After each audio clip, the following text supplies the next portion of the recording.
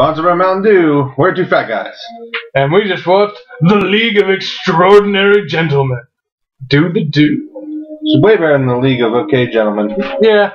It's like Jim from accounting and and Susan. Susan's good.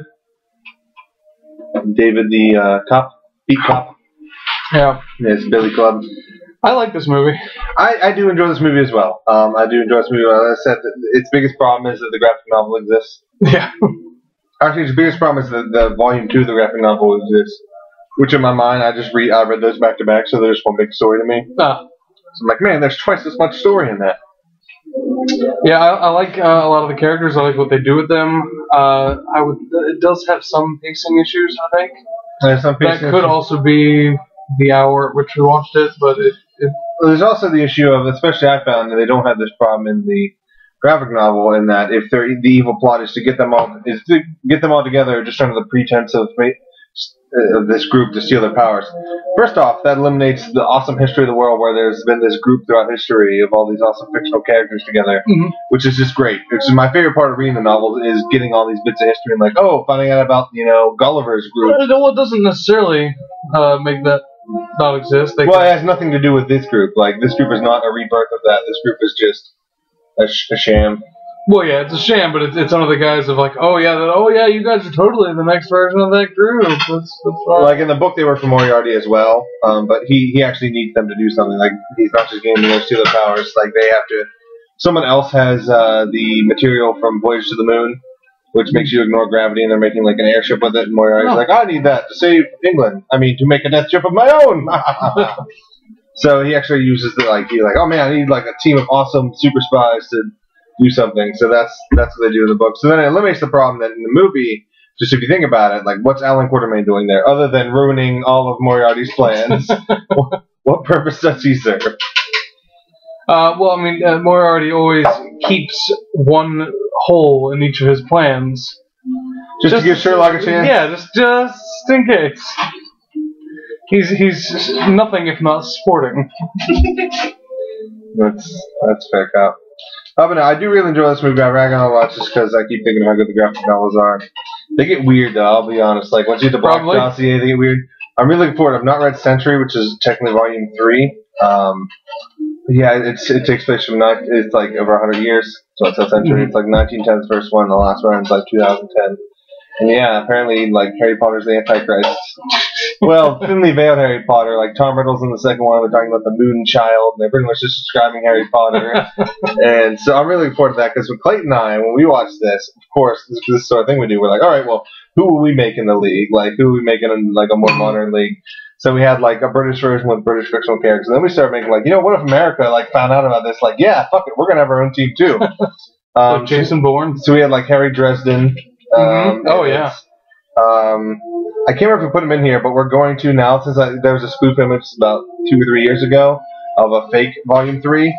Doc Brown.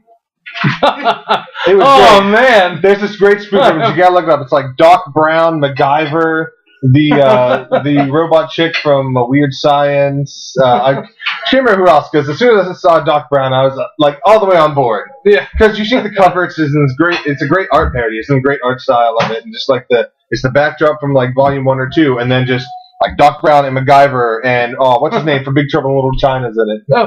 I'm fucking, this is amazing. I'm gonna buy all of this. And then I'm oh, it was never full strength. Fuck. I hate you, Internet. You're the worst. That's why I hate his existence.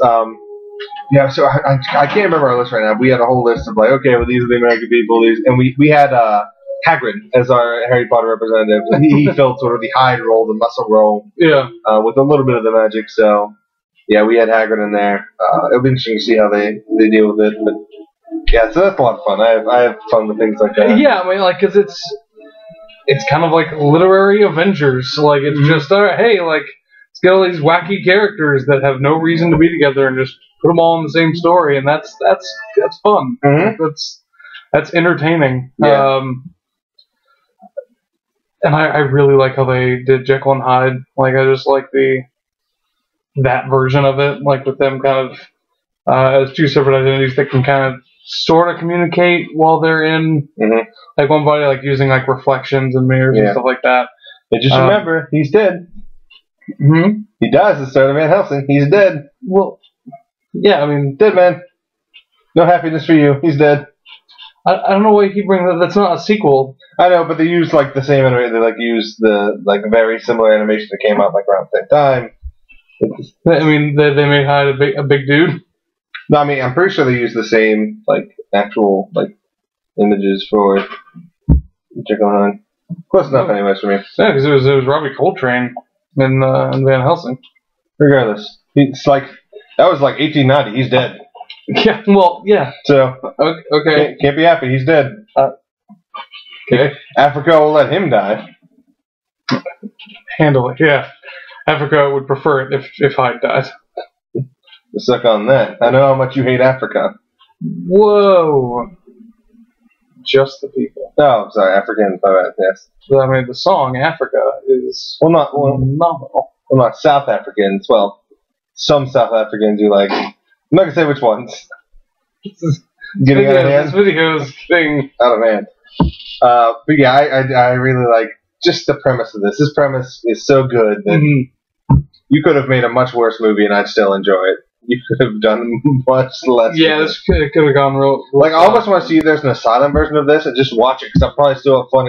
Story great as shit. Like, alright, we got like some Shakespeare characters. Sorry, the asylum usually only spoofs like successful movies.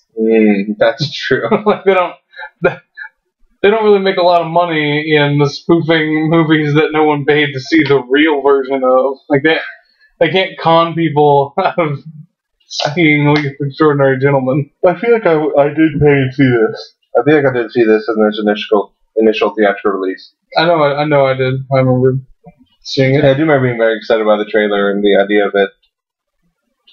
Then once I started reading comics and comics and being very excited. I also liked it because it was about the time that I was really into James Bond. So I was like, hey, Sean Connery, he's great. Can I just tell you this to see if maybe it will interest you in reading the comics at any point? I mean, I probably will already, but go ahead. Volume 2 happens place during War of the Worlds. Nice. Which, man, you ain't lived until you see Mr. Hyde fighting the Martians. So, alright, that's pretty good. Yeah, pretty good. So now you know why I love it so much. Like, man, why aren't I watching that right now? Fuck. The War of the Worlds weekend has fucking Tom Cruise in it. You don't even get to see him kill that guy. What is next up for us? Next up, is it Batman and Robin? It's Batman and Robin, which means we're going to try to trick our good friend Clayton into watching, as we previously mentioned. Our goal. So I just want to reiterate, Clayton, if you do eventually watch these videos, we are going to try to make it seem like it was a casual, random happenstance tomorrow when you are here, happen to be watching Batman and Robin. It was carefully planned. Sam and I discussed it on multiple occasions. We planned it earlier. Most likely text, we're going to take we're going to the nerd store, getting some more Game of Thrones cards. We're going to hang out. We'll take you to work. It's early, blah, blah, blah. Yeah. And then just right here, like, we got to get through these, Clayton. We can't wait. We'll just do it in the background. And then just watch you cringe at every, I still meet you. Yeah, it's going to be delightful. So just remember, we did this on purpose. We are your enemies, and we hate you. So, yeah, we'll look forward to that. Hopefully we can get Clayton here, and if not, then we'll track him down and watch it at his place. Alright, that sounds good. We'll just go to his place and watch it. Like, we didn't want to go out, so we came over here, and by the way, we're watching this on your TV. What? Oh, damn. He's weak-willed enough, it'd probably work. Alright. That's my mama. That's one of my catchphrases.